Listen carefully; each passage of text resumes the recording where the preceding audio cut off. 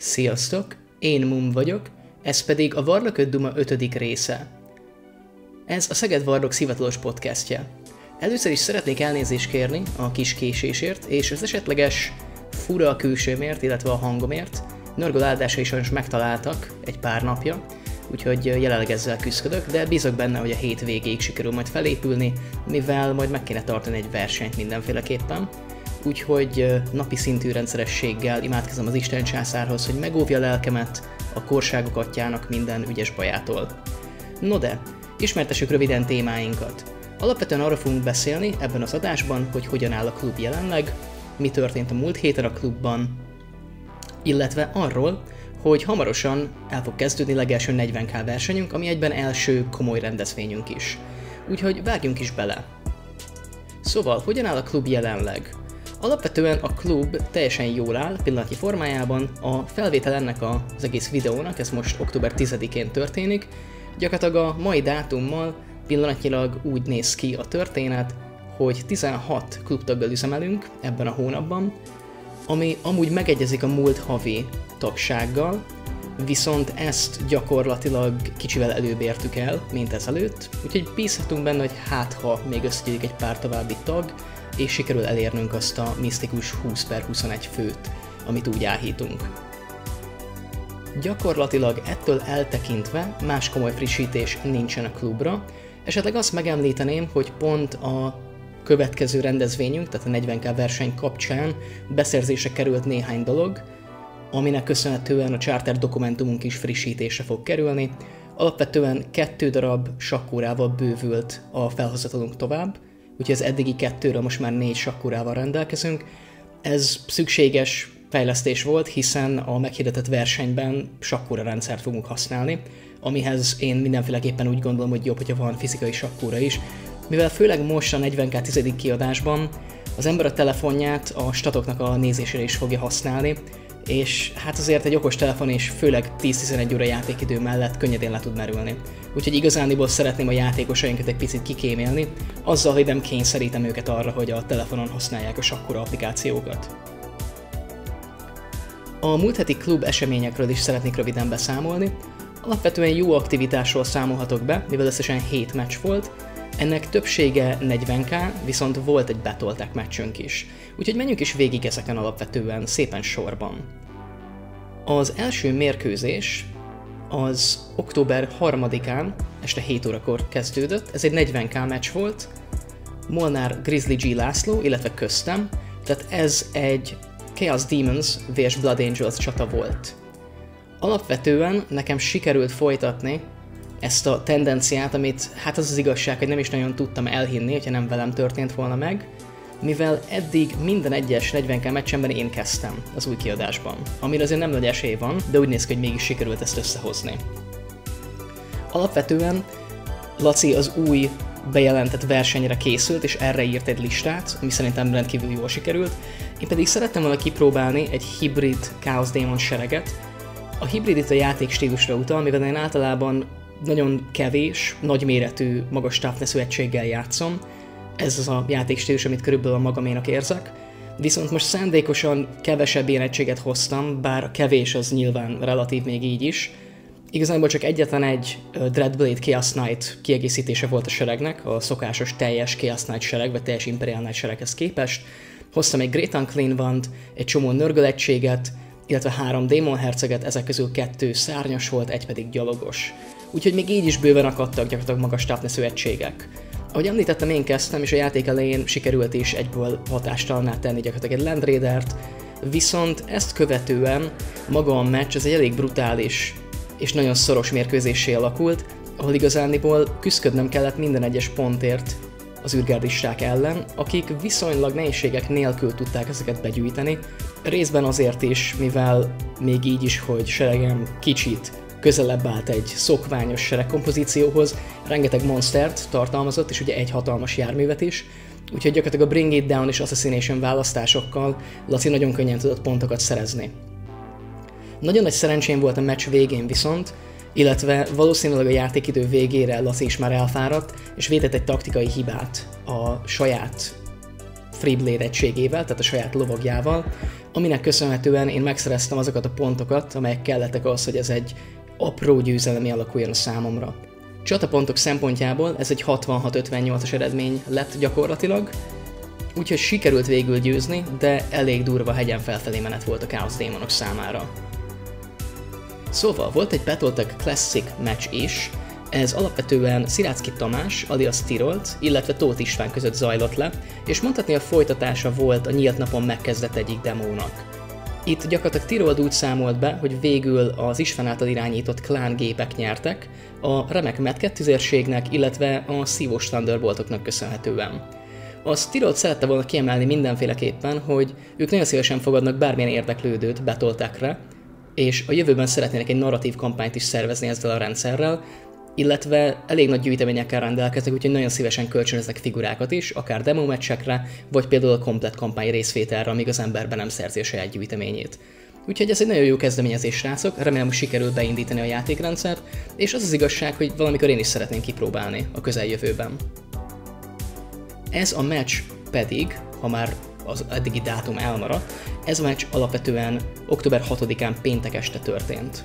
A Battletech-en kívül több meccs is lezajlott gyakorlatilag a pénteki napon, ezek egyike pont a Battletech meccs mellett kezdődött, és ez egy 40k verseny felkészülő meccs volt, szintén Molnár Grizzly G. László és Kis Csaba között. Tehát ez egy Blood Angels vs Tyranids csata volt. Alapvetően itt valószínűleg a Brenmoon közelségében megtalálható hipertér anomália károsíthatta a szervókoponyák felvételét, mivel az elkészült képek sajnos nem felhasználható minőségűek erről a mérkőzésről, és az a pár kép, ami viszonylag megúszta ezt a korrupciót, érdekes felvételeknek bizonyult, mivel látszólag mamutlovas szörnyetegek vonultak fel tiranid egységek mellett. Bármit is jelentsen ez, bízzunk benne, hogy a hipertér jelenségek ereje lankad valamelyest a hétvégi versenyig. Illetve volt egy harmadik mérkőzés is, péntek este, ez valamivel később, este fél 8-kor kezdődött, ez pedig Csete Károly, illetve jómagam között zajlott le. Ez egy régi Cities of Sigmar szabályokkal játszott Cities of Sigmar sereg volt, az én nomád ogárjaim, avagy Ogre Matribes ellen. Ez megint egy érdekes csata volt alapvetően. Koresz nagyon régen nem játszott már Age of Sigmart, úgyhogy kicsit ilyen szabálybevezető volt az új GHB-be, amúgy Towers in the Tundrát játszottunk, ami hát a matnak köszönhetően inkább Towers in the Desert volt valószínűleg. Én átadtam neki a kezdést, és alapvetően egy jó ogárjátékos módjára meg is rohamoztam a második körben, aminek komoly következményei voltak, mivel az egységének egy nagy része ezzel gyakorlatilag el is halt, és igazából pár körön belül sikerült olyan fölényt elérnie az éhező ogároknak, hogy a Cities of Sigmar sereg végül visszavonulót fújt. Alapvetően bízok benne, hogy a jövőben tudunk majd játszani egy picit érdekesebb meccset, illetve valószínűleg ez számomra is egy tanulság, hogyha az ember nagyon régóta nem játszott például ahhoz, akkor lehet, hogy célszerűbb lett volna nekem egy narratív küldetést elővenni, ami kicsit kevésbé komplex, mint ugye a körről körre változó battle taktikák. Úgyhogy én is tanultam valamit ezzel a meccsel. Ezt követően további mérkőzések azért voltak még. Október 7-én, azaz szombaton, délután 2-től kezdődött egy másik meccs. Ez Gatyás Viktor, illetve Molnár László között játszódott le, szóval ez pedig egy Thousand Suns vs Blood Angels ütközet volt, amelyről kaptunk egy rövid beszámolót, illetve rengeteg nagyon jó képet. Gyakorlatilag a Thousand Suns seregben kiváló volt a szinergia, nagyon jól tudta kihasználni Viktor a különböző stratagemeket. Itt főleg egy Scarab Cult Terminator blokk bizonyult nagyon-nagyon kemény diónak a Blood Angelok számára, és mondhatni ez az egység volt igazándiból a Thousand Sun oldalról a seregnek a sztárja. Azért a Blood Angel részről is voltak szép alkotások, itt főleg egy Terminator Squad volt az, akik elég jól helytáltak, mivel sikerült elbánniuk egy Mutalith Vortex Beast-tel, később pedig Magnust magát is sikerült kivégezniük. Alapvetően sajnálatos módon a hőstettek ellenére a Terminatoroknak a megszerzett dicsősége nem bizonyult elégnek az, hogy győzelmet arassanak az árulók felett, mivel itt ez egy 85-28-as vereség lett végül a Blood Angelok számára. További mérkőzések is voltak a héten a klubban. Október 8-án, azaz vasárnap, délután 2-től volt egy újabb csata. Ez alapvetően Tomkovics Viking Balázs, illetve Ilcsik Reddoki Sebastian között zajlott le. Tehát ez egy Death Guard vs Salamanders csata volt alapvetően. És igazániból itt a Death Guardnak az új szabályai, azok nagyon jól szuperáltak, főleg a meccs második felétől kezdve, amikor ugye már a Salamanders seregnek a nagy része Contagion távba került. Viszont ennek ellenére a Salamandráknak sikerült végül nyernie ebben a csatában, ráadásul az eredmény az egy teljesen jó 12-8 lett gyakorlatilag VTC pontok szerint. Itt a battle pontokról nem értesültem, de nyilván a 12-8 azt jelenti, ez is egy szoros mérkőzés lett, amelyet, ha jól tudom, akkor gyakorlatilag azt tett még szorosabbá, hogy a Death Guardnak sikerült rengeteg pontot írnia a játék végén. Mivel az egyik olyan küldetést játszották, amiben az objektívák gyakorlatilag plusz 15 pontot is adhatnak a játék végén, amennyiben 3-at tart az adott sereg. A hétnek a záró mérkőzése pedig szintén október 8-án vasárnap, viszont este zajlott le. Ez este 6-tól kezdődött, ez pedig Sós Roland, illetve jó magam között zajlott le. Ez egy Space Wolves vs Imperial Knights összecsapás volt. A korábbi hibrid sereghez képest én ebben a felállásban éppenséggel egy nagyon magas toughnessre fókuszált összeállítást hoztam, a maga hiányosságaival és nehézségeivel, tehát ebben a seregben nem voltak kiegészítő egységek, illetve Rollinak a sereg kompozíciójából adódóan nagyon nehéz választásom volt gyakorlatilag a másodlagos küldetések terén, és végül rosszakat is választottam, vagy legalábbis egy rosszat, mivel rábeszéltem magam az Engage on All Fronts-ra, ami 4 egységgel nem lehetetlen, de nyilván a veszteségek, ahogy elkezdenek bejönni, ez problémássá tud válni, és végül ebből nem is lett pontom, úgyhogy ez gyakorlatilag egy eléggé nagy taktikai malőr volt. Rolli viszont megmaradt a random objektíváknál, és érdekes módon nagyon jól tudta ezeket teljesíteni, gyakorlatilag ki is maxolta az ebből szerezhető pontokat. Úgyhogy én értelemben itt amellett, hogy a seregek azért eléggé fókuszáltak voltak a maguk módján, tehát Rolli serege is alapvetően tankokról és lépegetőkről szólt, illetve lövésről. Nagyon sok minden múlott a kezdődobáson, amelyet végül Rolli nyert, bár azért itt volt 2 döntetlen dobásunk, úgyhogy eléggé izgalmas és sikerült már a meccs eleje is.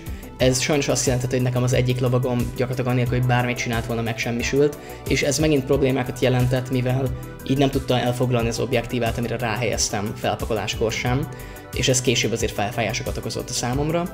Én próbáltam azért innen is visszajönni, és sikerült is pár egységgel elbánnom, de ez nem bizonyult elégnek, úgyhogy itt végül gyakorlatilag egy 85-24-es eredmény lett battle pontok szerint a végeredmény, ami gyakorlatilag akárhogyan nézzük egy 20-0-ás győzelem Space Wolfoknak. Úgyhogy ez szép teljesítmény, és Rollinak ez a listája gyakorlatilag egy variánsa egy korábbi seregének, amit szerintem kiválóan kiegészített olyan egységekkel, ami még több pontszerzést tesz lehetővé a számára, anélkül, hogy kompromittálná a lépegető, illetve tank kompozíciót. Úgyhogy ezt jól összerakta.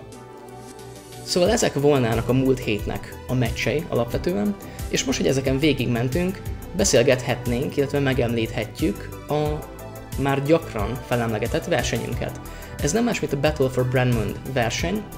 Ez gyakorlatilag egy 40k rendezvény, standard 2000 pontos, tehát szóló versenyt szervezünk jelenleg, viszont ezt egy picit szegedi stílusban szeretnénk megvalósítani. Itt gondolok arra, hogy alapvetően egy picit fluffosabbra vettük a figurát, illetve megemlíteném, hogy még mindig van lehetőség kifejezni a részvételi szándékot, és hogyha a 8 fő helyett elérjük a 12 érdeklődőt, akkor szeretnénk majd szervezni egy második versenyt is ezeknek a túljelentkezőknek.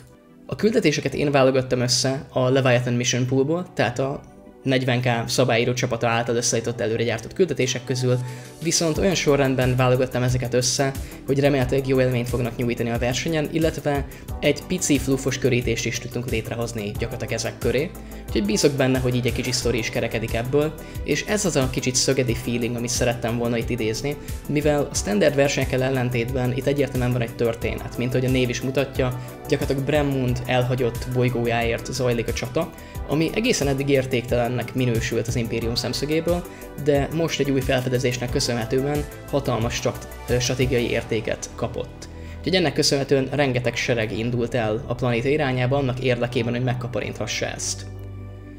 Később mindenféleképpen szeretnék csinálni egy rövid összefoglaló videót magáról az Uldana rendszerről, ami egy általunk létrehozott naprendszer a 40k világán belül, és a továbbiakban ebben a naprendszerben szeretnénk majd megtartani különböző kampányainkat, illetve versenyeinket is, amelynek az egyik lényegi része az, hogy a versenyek, illetve a kampányok végkimenetele, tehát ezeknek a győztese például, bele fog számítani a kialakuló háttértörténetbe, ami meg fogja határozni ezt a naprendszert.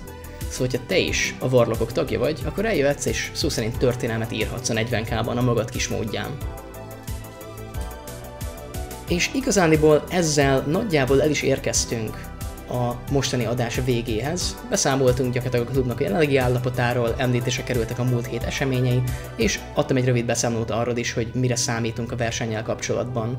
Nyilván a következő adás nagy részben a versenybeszámolóról fog szólni, úgyhogy remélem, hogy ez is majd tetszeni fog nektek, illetve, hogy említettem, folyamatban van egy gyakorlatilag háttértörténet összefoglaló videó is, ami szintén egy ilyen legfeljebb fél órás időtartamú lesz, amelyben beszámolok az Uldana rendszer történelméről.